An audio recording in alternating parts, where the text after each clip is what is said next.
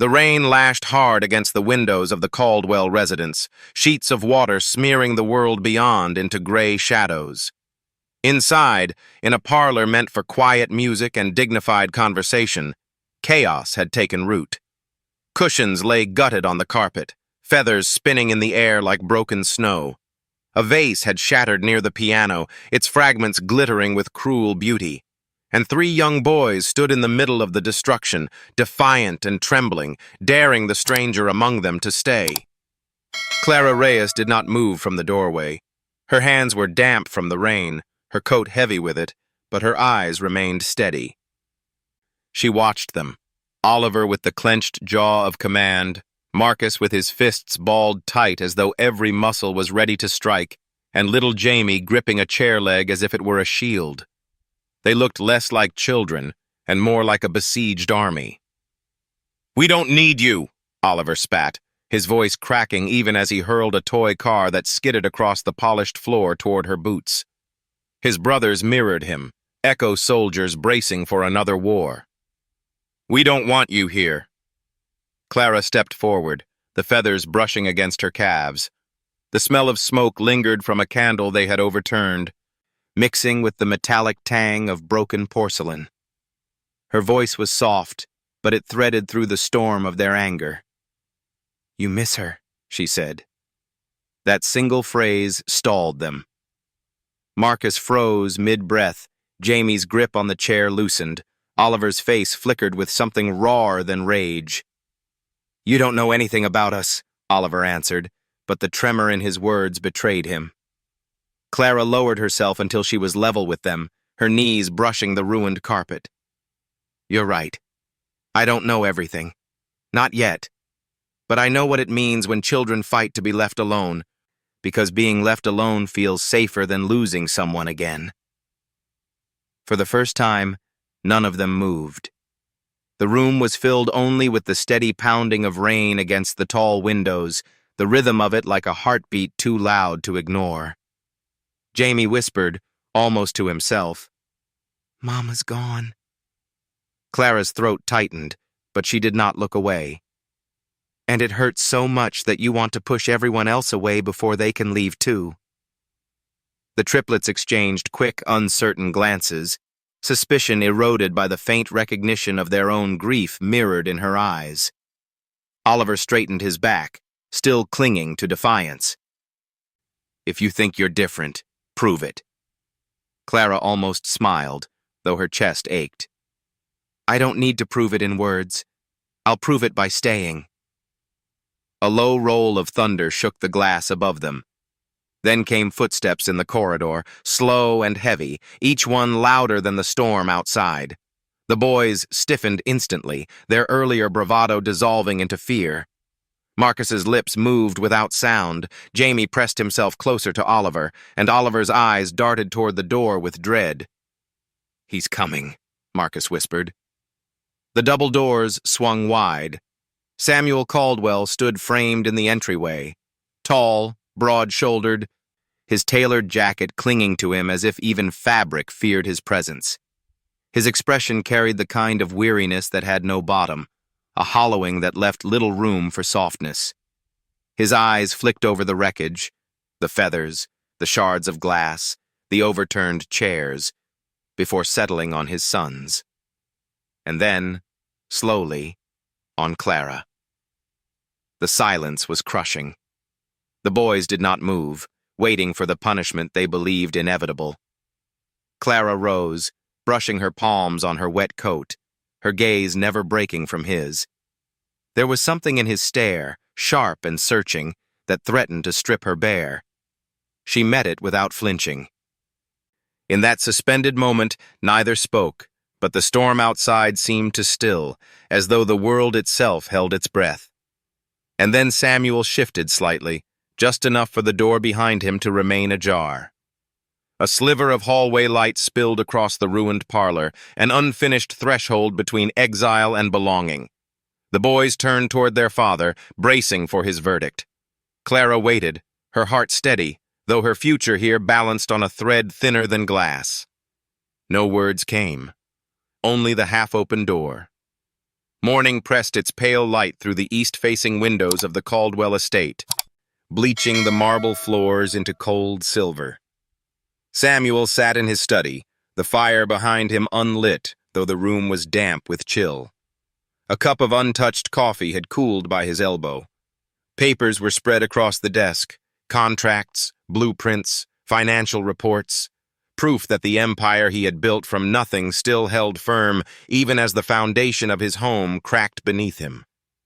He rubbed his brow with one hand, feeling the weight of another sleepless night.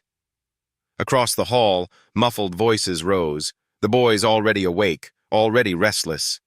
He had grown used to the sound of slammed doors, of quarrels too sharp for their age. But beneath the noise he heard another voice now, softer, steady, Clara's. He leaned back, listening without meaning to, drawn in by the even cadence of her tone. She wasn't silencing them. She wasn't commanding. She was answering. A low murmur, a laugh, even a patient pause that let the boy's grief tangle itself into words. Samuel closed his eyes, jaw tightening. At the doorway, Rebecca Harland, his longtime assistant, stood with her clipboard clutched like armor. She had worked for him long enough to speak plainly, though rarely without hesitation. "They're louder than usual," she said carefully. "They're children," Samuel muttered, though the edge in his voice dulled as he said it. 17 nannies thought otherwise," Rebecca replied. She set a folder on his desk, her gaze flicking toward the hall. "Do you think she'll last the week?" Samuel didn't answer. The truth was, he had expected Clara Reyes to quit before dawn. Expected her to pack whatever dignity she carried into her worn leather bag and vanish into the rain like the others. Yet when he'd come down at sunrise, there she was, sleeves rolled, hair damp, coaxing Oliver to sit at the table, bribing Marcus with a stack of toast, lifting Jamie onto a chair to reach the jam jar. The sight had been almost unbearable, because for a breath, it looked like family. He pushed the thought away. Rebecca cleared her throat. "And the news?" Samuel looked up sharply. "What about it?" "They're circling again. A feature on the company. The stock. But—" She hesitated, lowering her voice. "Also about your sons." The word lodged like a stone in his chest. "What about them?" "Stories from former staff. Rumors about their behavior. Someone's feeding the press." Samuel's knuckles whitened around his pen. He forced his voice even. "Handle it." Rebecca nodded, though worry flickered across her face before she withdrew. Samuel stood, restless, pacing to the window. Outside, the grounds were soaked, the sky a dull slate. His reflection hovered in the glass, hollow eyes, hair streaked with gray at the temples, a man who could sway markets, yet could not hold the fragile trust of his own children. A crash echoed from the hall. He strode out instinctively. There they were, Oliver glaring, Marcus red-faced, Jamie crying softly beside a toppled chair. Clara knelt between them, steady hands on Marcus's shoulders, her voice low but firm. "Look at me," she told him. "You're not bad. You're angry. That's not the same thing." Marcus's breath heaved, his small fists trembling, but he met her eyes. Slowly, reluctantly, the tension broke, leaving him sagging in her grip. Oliver noticed Samuel first. His face hardened, defensive. "We didn't do anything wrong." Samuel opened his mouth, but Clara rose before he could speak. She moved between father and sons, her presence quiet yet immovable. "They're not criminals, Mr. Caldwell," she said evenly. "They're grieving." The words struck deeper than accusation. He felt the weight of them settle into his ribs. For a long moment, silence stretched. Rain ticked against the windows, Jamie sniffled into his sleeve, Marcus's breathing steadied. Oliver stood braced as if ready to absorb a blow that did not come. Samuel exhaled, the air leaving him heavy. "Clear the mess," he said finally, his voice hoarse. He turned toward his study but stopped short, his hand resting on the frame. He didn't look back when he added softer, "Breakfast. Together." The boys stared, wide-eyed. Clara's lips parted in surprise. It was Oliver who answered, suspicion sharp. "You never eat with us." Samuel's shoulders stiffened. He faced them at last, his gaze moving from one son to the next. "Then perhaps it's time I did." Something shifted in the room then, small and fragile as a candle flame. At the table, the storm outside quieted, light edging through the clouds. The meal was clumsy, filled with spilled milk and too much syrup, Marcus sulking, Jamie clinging to Clara's sleeve, Oliver watching his father with eyes that gave nothing away. Samuel spoke little, but he stayed. Stayed while they ate, stayed while Clara smoothed quarrels into uneasy truce, stayed until Jamie laughed once, quick and startled, as though he'd forgotten how. When the plates were cleared, Samuel rose. "I'll be late tonight," he said to no one in particular. His sons looked down at their laps. Clara watched him with a question in her gaze, but he did not answer it. In the hallway, he paused. Behind him, voices lifted again, lighter, though still fragile. Ahead, his phone buzzed with another call, another problem that could not wait. He closed his eyes. The house felt suddenly too large, every echo of laughter or grief traveling down its polished corridors like a plea. And for the first time in months, Samuel Caldwell felt the cost of his silence pressing in on him, demanding to be paid. The storm had cleared by the next morning, but the Caldwell estate still carried the weight of it. Branches littered the drive, the garden sagged with water, and inside the house the air smelled faintly of damp stone and ash. Clara moved quietly through the kitchen, sleeves rolled, hair loosely tied back, her hands steady as she worked a pan of eggs. The sizzle filled the silence, a sound more comforting than conversation. Jamie perched on a stool, rubbing his eyes with the back of his hand. His small voice broke the hush. "Are you going to leave too?" Clara glanced at him, then back to the pan. "Do you want me to?" His head shook hard, curls falling into his eyes. "But everyone leaves." She slid the eggs onto a plate, set it before him, and brushed his hair aside with the gentlest touch. "I'm not everyone." He studied her for a moment, as if trying to decide whether to believe her. Then, cautiously, he ate. In the hallway, Marcus's voice rose in sharp protest, followed by Oliver's command to shut up. The truce of yesterday was already fraying. Clara wiped her hands, stepped out, and found them squared off like duelists. A Lego tower had toppled, bricks scattered, and both boys stood ready to declare blame.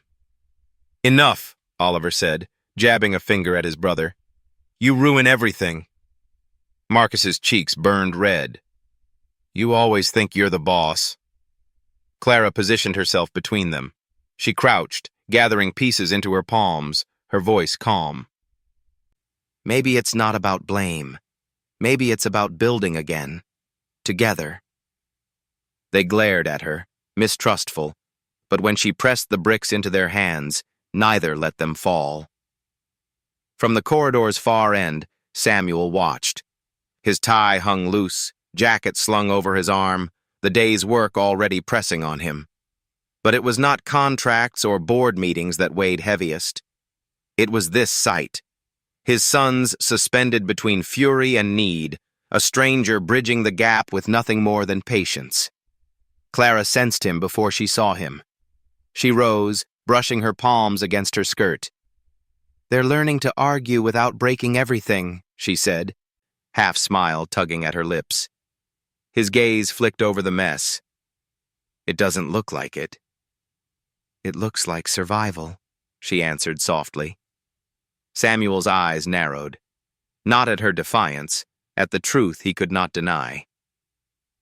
Later that day, the estate's gates buzzed with intrusion. A black sedan idled at the drive, cameras visible behind its tinted glass. Rebecca met Samuel in the foyer, her clipboard clutched tighter than ever. "The press is pushing harder," she said. "They want pictures of the boys, a narrative of tragedy. It sells." Samuel's jaw locked. "Keep them out. They'll make it worse if we hide." Before he could reply, Oliver appeared on the stairs, Marcus and Jamie behind him. Their eyes darted to the windows, catching sight of shadows moving across the lawn. Jamie's lower lip trembled. "Why are they here, Daddy?" Samuel's throat constricted. He had no answer a child could hold. Clara stepped forward, her presence grounding the moment. "They're here because they don't understand," she said gently. She crouched so Jamie could meet her eyes. "Sometimes people are afraid of what they don't understand, and they turn that fear into stories. But we know the truth, don't we?" Jamie nodded slowly, his small hand clutching hers. Oliver looked at Samuel, suspicion sharp. "Are you going to let them call us monsters again?" The question cut deep, deeper than Samuel was prepared for. His silence felt like betrayal even to himself. Clara straightened, her gaze steady on him. "What matters is what you show your sons," she said. "Not strangers with cameras." The words were a challenge and a lifeline. By evening the house was quieter, though tension lingered like smoke. Samuel lingered in the garden, where roses bowed heavy with rain, their petals bruised but unbroken. Clara joined him, arms folded, watching the boys chase each other across the wet lawn, laughter sharp but fleeting. "You think this will hold?" Samuel asked, eyes never leaving his sons. "What?" "This, whatever it is, this fragile peace." Clara considered, then shook her head. "Peace isn't something you find once. It's something you choose every day, even when it costs you." His gaze flicked toward her, sharp and searching. "And what has it cost you?" She held his eyes, unflinching. "More than I say. Less than I'll give." For a moment the air tightened, something unspoken pulsing between them. Then Marcus stumbled in the wet grass, and Jamie shrieked in alarm, pulling him up. The moment broke. That night, Clara read aloud in the boys' room, her voice steady over the storm of their energy. Jamie drifted first, thumb tucked in his fist, Marcus curled against his blanket, Oliver resisting longest, but finally succumbing to weariness. She rose quietly, smoothing the hair from Oliver's forehead. In the hallway, Samuel leaned against the wall, his presence unexpected, almost hesitant. "You stayed," he said simply. She looked at him, startled. "Wasn't that the point?" His mouth twitched as if to speak again, but no words came. He turned toward his study, the shadows swallowing him. The boys' door remained ajar, a sliver of light spilling into the dark corridor. Clara lingered, watching both doorways, the room of fragile sleep behind her, and the retreating figure of a man weighed down by silence ahead. Her breath caught, suspended between them, as though she too stood in a house built of glass, waiting for the next crack to spread. The estate woke slowly under a pale autumn sun. Dew clung to the hedges, and the air smelled faintly of wet earth and fading roses. Clara moved through the hall with deliberate quiet, her shoes soft against the marble. She carried a tray, tea for herself, black coffee for Samuel. She had seen the restless light under his study door deep into the night. Another dawn found him there. Shoulders bent, eyes shadowed, a man circling problems too heavy to put down. She set the cup on his desk without ceremony. He didn't look up at once, only pressed fingers against his temple. "You don't have to wait on me." "I know," Clara said. "That's why I do." The corner of his mouth twitched, but he said nothing more. From upstairs came a crash, followed by Marcus's shout. Samuel closed his eyes. Clara straightened, already turning toward the staircase. In the boys' room, toys littered the floor like fallen soldiers. Oliver stood stiffly by the window, arms crossed, refusing to speak. Marcus kicked at a broken toy truck. His cheeks blotched red. Jamie sat in the middle of the bed, clutching a pillow with wide eyes. "What happened?" Clara asked, crouching to Marcus's level. "He broke it on purpose," Marcus said, jabbing a finger at Oliver. "I didn't," Oliver snapped. His voice cracked, too sharp for the smallness of the room. "He thinks I ruin everything." Clara looked between them, her gaze calm, weighing each boy. She reached for the truck, pieced the halves together with her hands. "Looks like it can be fixed." "It's never the same after," Marcus muttered. "Maybe not," Clara said, voice soft. "But sometimes broken things can be stronger when mended." The words hung in the air, quiet but heavy. Jamie's grip on the pillow eased. Oliver's eyes darted to hers, suspicion and longing battling in his stare. A knock interrupted. Samuel stood at the threshold, his tie hastily knotted, his gaze lingering on the broken toy in Clara's hands. "I have to leave soon," he said. His voice was clipped, businesslike, but something softer threaded through it, a hesitation rarely seen. "Will you walk them to school?" Clara nodded. "Of course." The walk was brisk, the boys dragging their feet, Oliver holding back as though reluctant to be seen with her. But Clara matched their pace, pointing out squirrels darting through the hedges, the crisp scent of leaves burning in a neighbor's yard. Slowly, their shoulders loosened. At the gates, children streamed past in chatter and laughter. A few parents glanced at Clara with open curiosity, whispers sharp as blades. The Caldwell boys had become legend, wild, untamable, dangerous. Rumors spread faster than truth ever could. Jamie clung tighter to Clara's hand. Marcus scowled at the ground. Oliver stared ahead, face set in hard defiance. She knelt before them. "People will look. People will talk. Let them. You know who you are." Oliver's mouth twitched, uncertain. But when she released his hand, he didn't pull away. Back at the estate, Samuel was waiting by the car. His phone was pressed to his ear, his voice sharp with frustration. Clara caught fragments: shareholders, fallout, exposure. His eyes found hers across the drive, dark with something unspoken. That evening the storm returned, not in the sky, but in the parlor. A news broadcast lit the room, headlines blaring across the screen. Heirloom empire in turmoil. Caldwell children unmanageable. Former staff interviewed, their words twisted into spectacle. "Those boys are wild," one voice sneered. "They break everything. No discipline, no hope." The boys sat rigid on the sofa, faces drained, breath shallow. Jamie's lip quivered. Marcus clenched his fists. Oliver's eyes burned with rage. "Are we monsters?" Jamie whispered. "No," Clara said firmly, kneeling between them. Her voice did not waver. "You are children who love your mother so much it hurts to breathe. You are not broken. You are not monsters." On the screen, another voice, sharp, cruel. "They're damaged, beyond repair." Marcus's chest heaved. "She's lying." "She doesn't know you," Clara said, her hand resting gently on his shoulder. "She doesn't see what I see."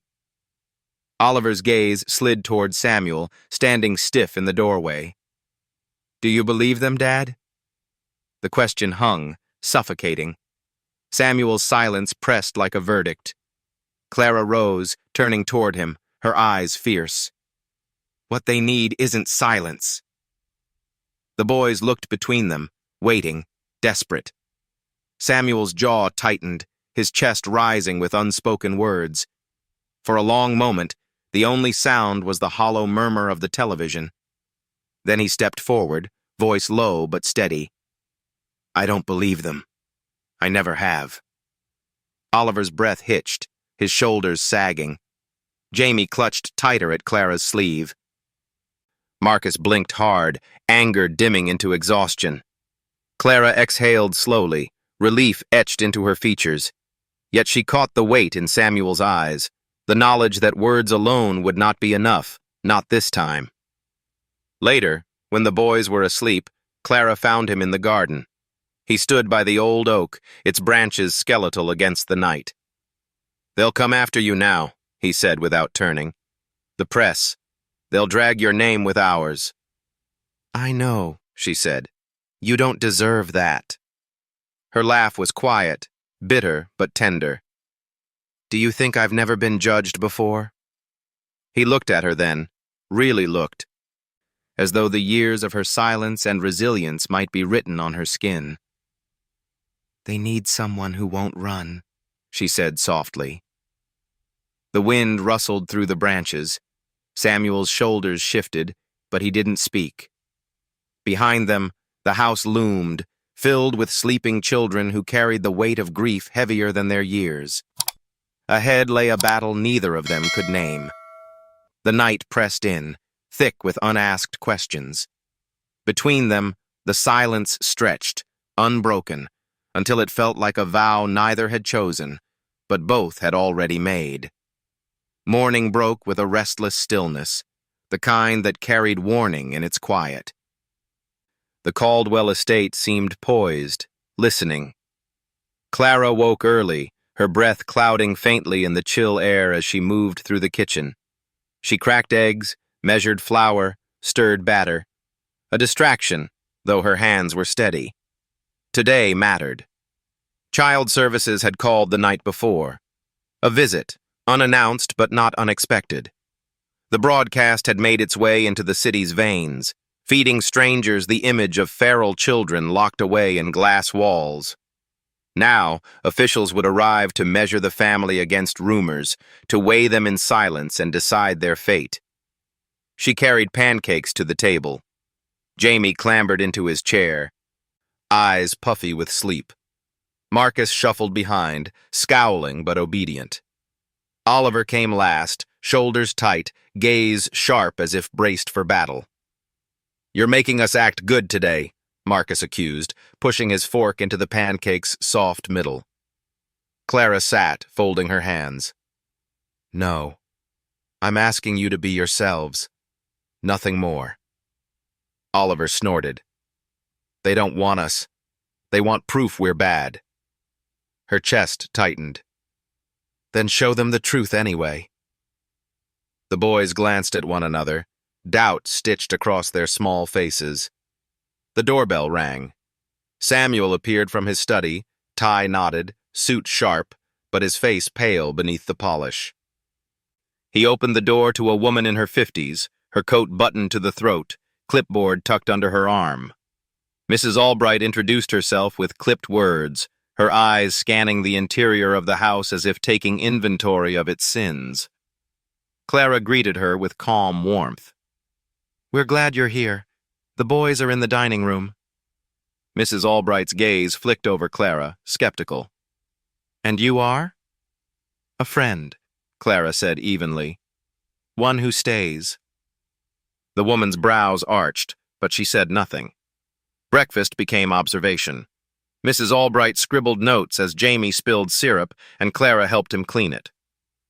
She marked something when Marcus muttered about hating school, and Clara placed a hand over his, reminding him gently that words carried weight.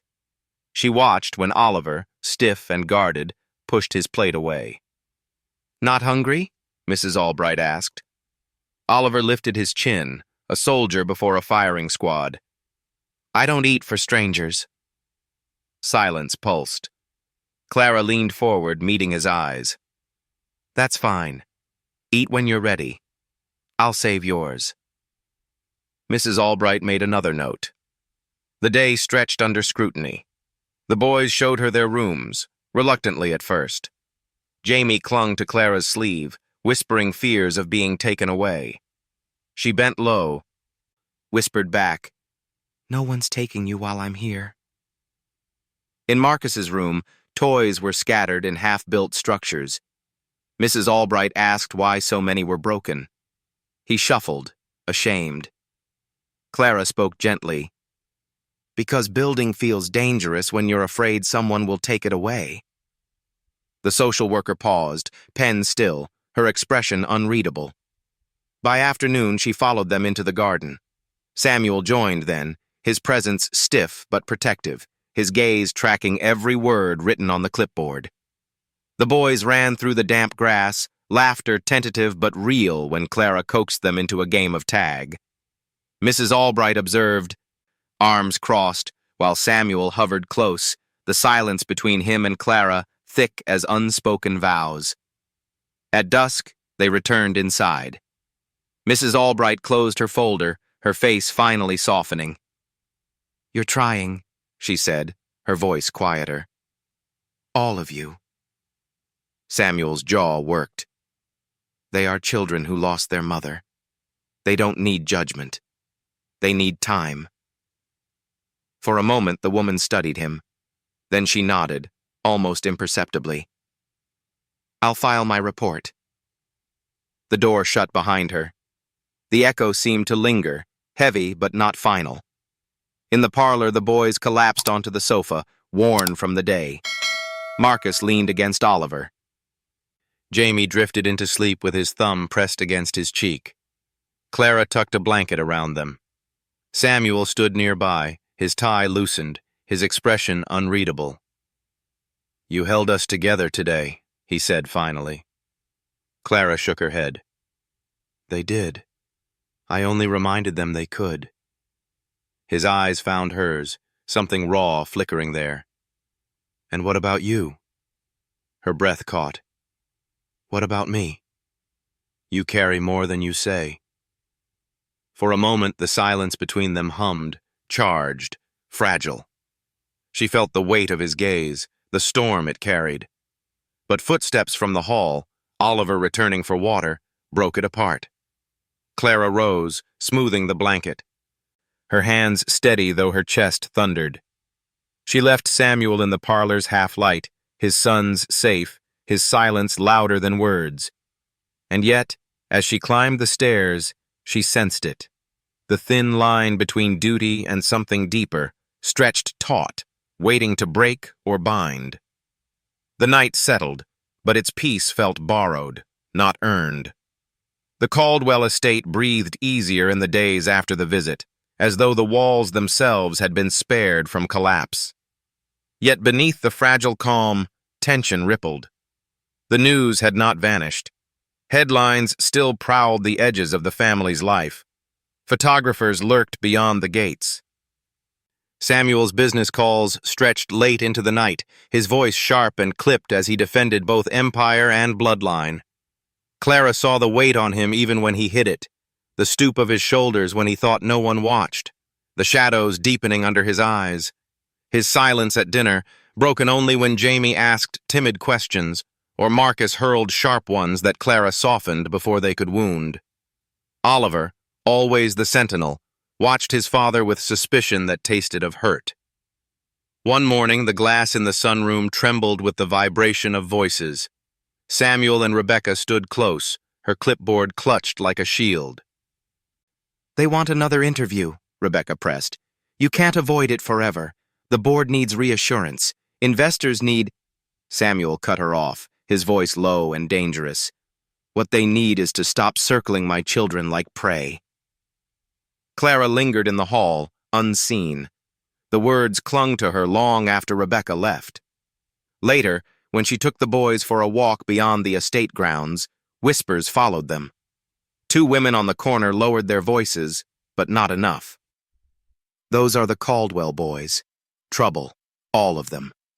Poor things, but dangerous."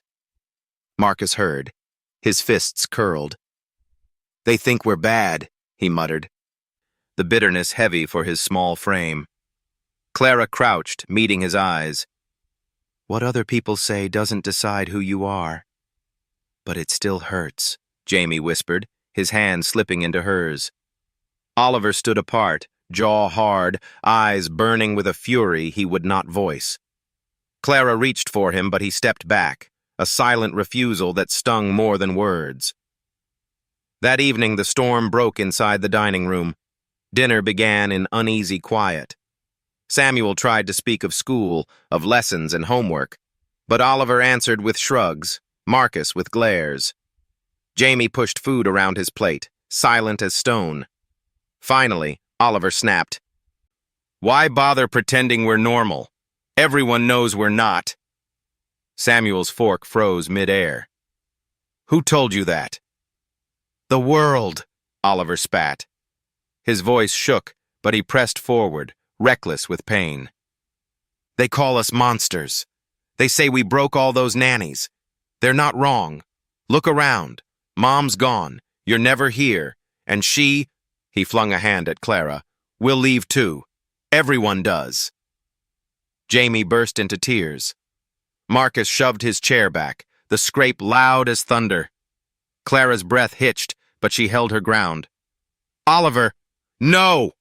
His fists pounded the table. "Don't lie. Don't promise. Just admit we're too much." The room stilled.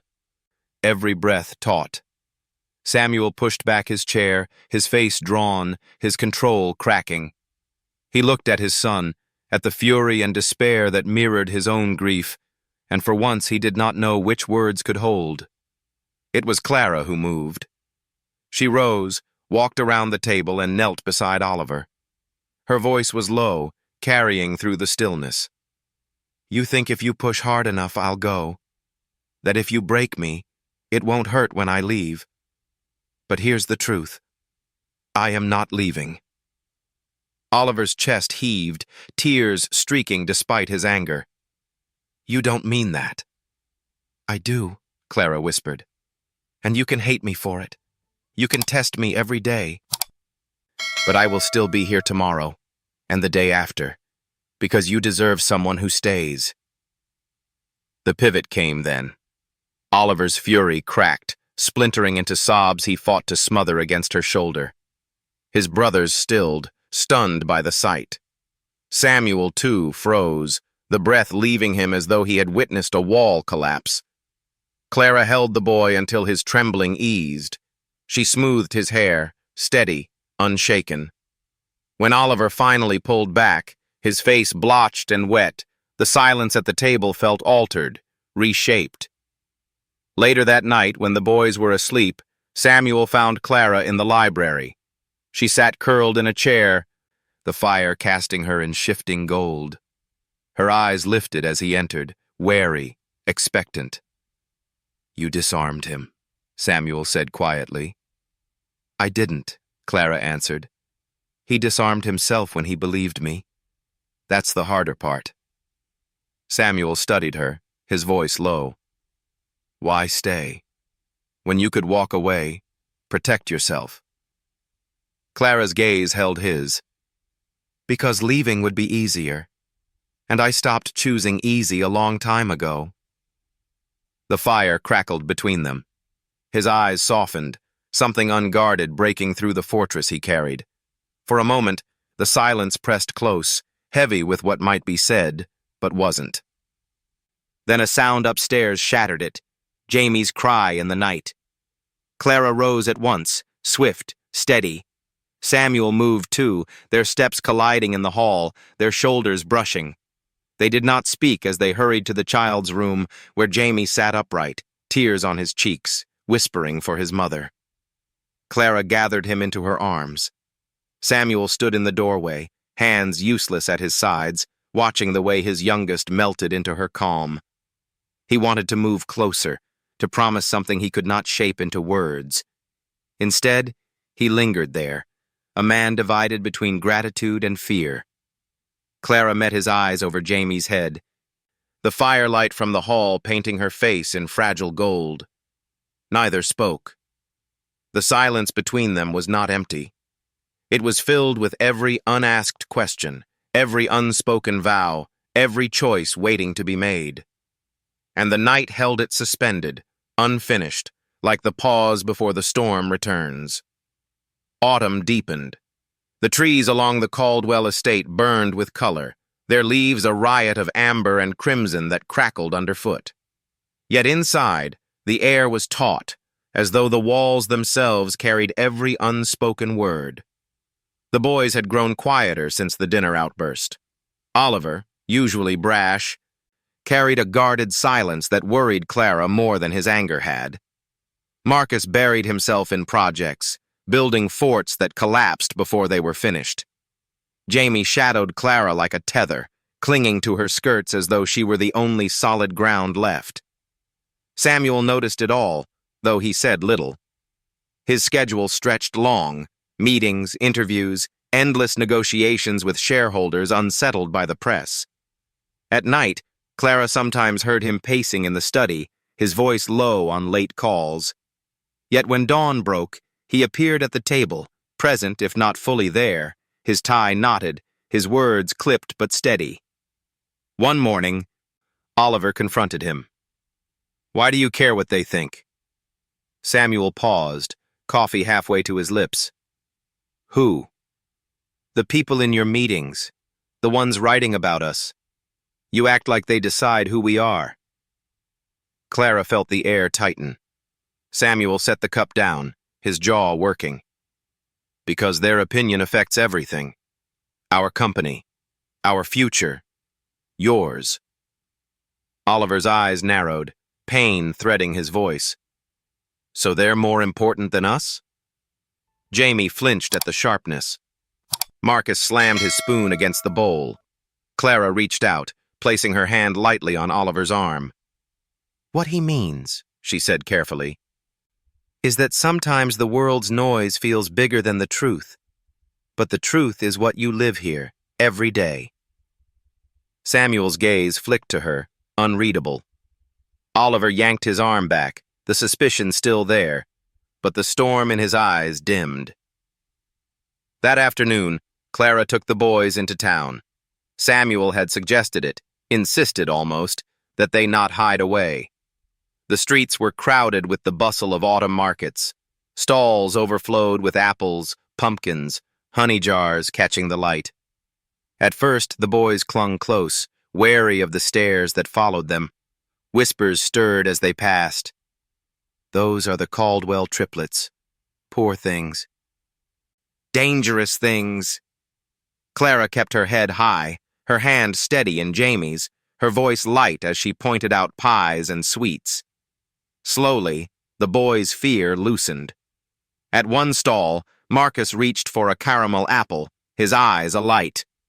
Clara paid the vendor, pressing the sticky treat into his hand. Jamie's laugh rang out when sugar smeared his nose. Oliver hung back, arms folded, but his gaze softened as he watched his brothers smile. It was a fragile reprieve, but it held, until a man near the square recognized them. His voice carried, sharp and careless. "Those are the boys from the news, wild little devils. Broke every nanny in the city." The words sliced. Jamie's laughter stopped. Marcus's apple fell to the ground. Oliver froze, his face paling to fury. Before Clara could speak, Oliver shouted, "We're not devils!" His voice cracked, raw with hurt. People turned. A hush rippled through the crowd. Clara stepped forward, her hand on Oliver's shoulder, her voice steady. "You don't need to defend yourself against strangers." The man smirked.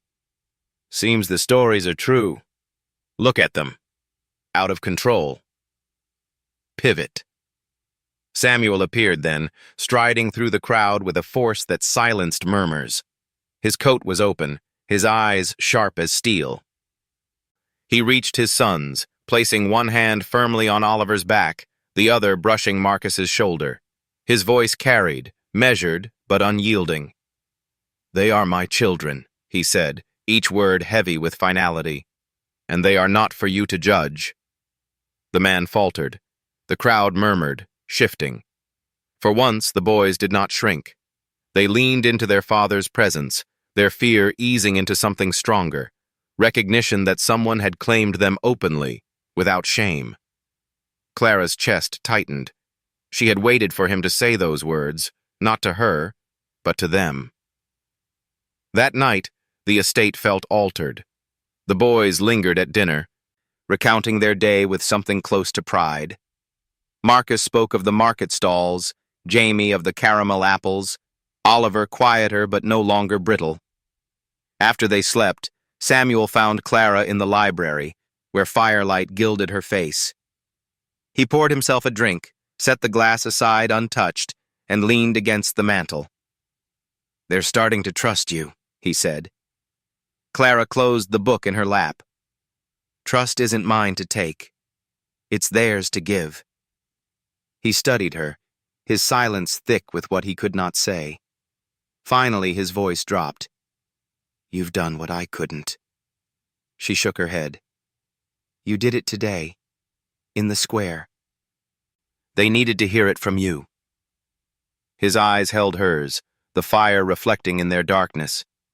Something shifted, not spoken, but undeniable. Then, from upstairs, a floorboard creaked. Oliver stood in the doorway, his small face half hidden by shadow. "Dad?" His voice was uncertain, fragile. Samuel turned at once. "What is it?" Oliver hesitated. "Can I sleep in here tonight? With you?" The silence that followed was thick, stunned. Clara's breath caught. Samuel's chest rose, slow, deliberate. "Of course," he said finally, voice steady but thick. Oliver stepped into the room, and Samuel reached out, guiding him close. Clara watched as father and son stood in the firelight, the distance between them narrowing at last. She turned her gaze to the flames, giving them privacy, but the sound of Oliver's quiet breath as he leaned against his father was enough. The night held the moment suspended, fragile as glass, glowing with the risk of breaking but too precious to look away. Winter crept across the Caldwell estate, laying frost along the hedges and etching glassy patterns across the windows. The boys pressed their breath against the panes, drawing shapes with their fingers, laughter fogging the cold surface. The house, once brittle with silence, hummed now with cautious warmth. Yet beneath the laughter lay an undercurrent of fragility, like a bridge rebuilt but still untested. Clara moved through the kitchen, guiding Jamie as he stirred cocoa, steadying Marcus as he wrestled with marshmallows, smiling when Oliver rolled his eyes but stayed close. She had grown into the rhythm of them, into the steady work of patience and presence. But each day carried the reminder that her place was not fixed. She remained, always, one decision away from being cast back into the world alone. Samuel entered, his coat dusted with snow, his steps heavy from the weight of meetings and headlines that never ceased. Yet he paused at the threshold, watching his sons bent over cocoa mugs, Clara at their center. The sight disarmed him every time, cutting through the armor of empire and failure. Marcus spotted him first. "Daddy, Clara says cocoa tastes better if you stir it yourself." Samuel arched a brow. "Does she?" Oliver smirked. "She makes rules for everything." Clara's smile was faint. "Not rules. Rituals." He crossed the room, took the spoon Jamie offered, and stirred. The boys watched, surprised, as though witnessing something rare. Samuel caught Clara's gaze over the rim of his cup. For a heartbeat, the silence between them felt less like distance, more like recognition. Days blurred into one another, marked by small victories. Marcus built towers that stood. Jamie slept through nights without waking in tears. Oliver began to ask questions again, not the sharp, defensive ones, but the curious, searching kind that carried the echo of the boy he had been before loss hollowed him. But the outside world pressed closer. Newspapers lingered on doorsteps, headlines baiting. Whispers followed them in town. Samuel's business partners grew restless. One evening, after a long day of fending off calls, Samuel found Clara in the library. She was shelving books the boys had left scattered, her sleeves pushed up, her hair loose around her shoulders. "You don't have to clean up after them," he said, voice rough with fatigue. "I'm not cleaning," she answered. "I'm leaving pieces where they belong." The words struck deeper than they seemed to. Samuel sank into a chair, elbows on his knees. "How do you do it?" She turned, puzzled. "Do what?" "Carry their grief like it's your own. Hold them when they're breaking. Speak when I can't." Clara's eyes softened, though her voice stayed steady. "Because someone did it for me once, and because they need it now." His gaze lingered on her, heavy with unspoken things. "And what about what you need?" The question silenced her. For a moment the fire crackled too loudly, the air thick with words neither dared release. "Pivot." From the doorway came Oliver's voice. "Are you talking about us?" They both turned. Oliver stood half in shadow, his brothers peering from behind. His face was guarded but not closed. Clara moved toward him. "We were talking about family, about what it takes to keep one whole." Oliver's eyes flicked to his father, searching. "And do you think we're whole?" The silence that followed carried weight. Samuel rose, stepping close. "We're not whole," he said finally, "but we're healing. Together." Something shifted then. An admission, fragile and unfinished, but real. Oliver's shoulders eased. Marcus leaned against the doorframe. Jamie reached for Clara's hand. That night, Clara tucked them in, their questions soft, their eyes heavy with trust. She lingered at the doorway as they drifted into sleep, the sound of their breathing steady as tide. Downstairs, Samuel waited in the parlor. The firelight painted him in amber and shadow. When Clara entered, he spoke without looking up. "They need you," he said. "They need you more," she replied. His eyes lifted, meeting hers. "Then maybe they need both of us." The words hung suspended, not quite confession, not quite plea. Clara felt her chest tighten. She wanted to believe in the possibility he offered, but belief carried cost. She had learned that the hard way. She turned toward the window, where frost traced fragile lines across the glass. "Needing isn't the same as staying," she whispered. Behind her, Samuel stood. She sensed him close, though he did not touch her. "Then tell me what staying means." Her breath caught, but she did not answer. Not yet. The house held its silence, filled with the echo of children's laughter upstairs, the crackle of fire, the weight of two lives colliding. The night stretched long, unfinished. And in its quiet, the fragile promise of a family lingered, unbroken, unspoken, waiting.